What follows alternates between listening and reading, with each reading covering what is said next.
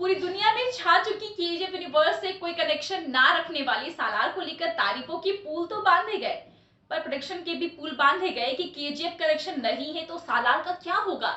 पर भी कोई कनेक्शन ना होते हुए भी सालार ने आराम से वर्ल्ड वाइड 700 करोड़ रुपए तो कमा ही लिए और प्रभास ने अपने रिबल वाले टैग को फिर से पा लिया। वो तो कुछ भी नहीं था, पर प्रभास का ये रिबल अवतार पार्ट 2 में असल में नजर आने वाला है। वैसे सालार के दौरान फिल्म के एक्टर पृथ्वीराज सुकुमारन ने खुद कहा था कि सालार गेम ऑफ थ्रोन्स के लेवल की फिल्म है या उसका स्केल उतना ही बड़ा है जिस तरह से हॉलीवुड फिल्म में एक्शन ड्रामा और डायनामिक्स है, वैसे सालार में भी थे। देवा सालार का हीरो है और गेम ऑफ थ्रोन्स का हीरो जॉन स्नो है। दोनों ब्रेव है, उनमें वो बहादुर है कि वो किसी को भी ना धूल चढ़ा सके और सेल्फलेस भी है, सेल्फिश नहीं है, लॉयल है। देवा अपनी दोस्ती के प्रति लॉयल नजर आता है। उसके बाद गेम ऑफ थ्रोन्स के कुछ विजुअल्स डार्क है और सालार भी एक डार्क थीम के साथ ही बताई गई है।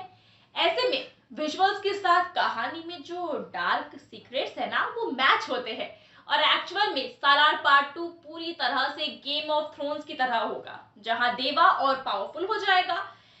गेम ऑफ थ्रोन्स में डायनामिक चेंज हुए, पॉलिटिक्स था, पर कॉन्फ्लिक्ट्स थे, अलायंसेस थे और वॉर था। सालार पार्ट 2 में यही सब होगा। सालार 2 में मन्नार, शौर्यांग और घनियार ऐसे 3 ट्राइब्स हमें दिखाई देंगे। ये तीनों बड़ा रोल प्ले करेंगे इस कहानी के डायनामिक्स बदलने में। खानसार की गद्दी को पाने के लिए पॉलिटिक्स तो शुरू है ही, और अब जाकर हमारे हीरो को पता चलेगा कि गेम ऑफ थ्रोन्स की तरह ही कि वही उस गद्दी का ना असली हकदार है और फिर होगी बस जंग शुरू। तो कैरेक्टर और स्किल दोनों ही गेम ऑफ थ्रोन्स की तरह होगा।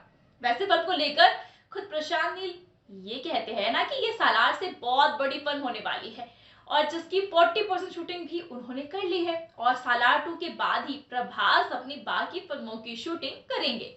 ऐसे में बजट तो भाई बढ़िया होना ही चाहिए ना। अब सालार के लिए बजट 400 करोड़ रुपए बताया जा रहा था, पर असल में इसका प्रोडक्शन बजट 270 करोड़ रुपए बताया जाता है। तो क्या पता 400 से 500 करोड़ के ओवरऑल बजट में 2 पार्ट्स बनाए जाने का कोई प्लान था, क्योंकि सालार पार्ट 2 भी 250 करोड़ के आसपास ही बनेगा ऐसा कहा जाता है।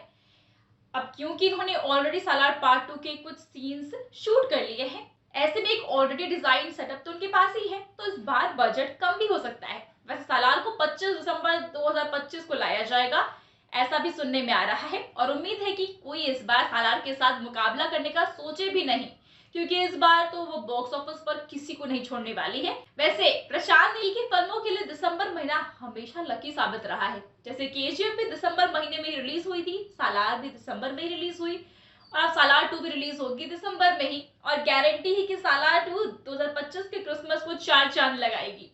वैसे आपको सालार कैसी लगी थी और आप सालार 2 के लिए कितने एक्साइटेड हैं, हमें कमेंट्स में जरूर बताएं। साथ ही वीडियो अच्छी लगी हो तो वीडियो को लाइक और शेयर करें।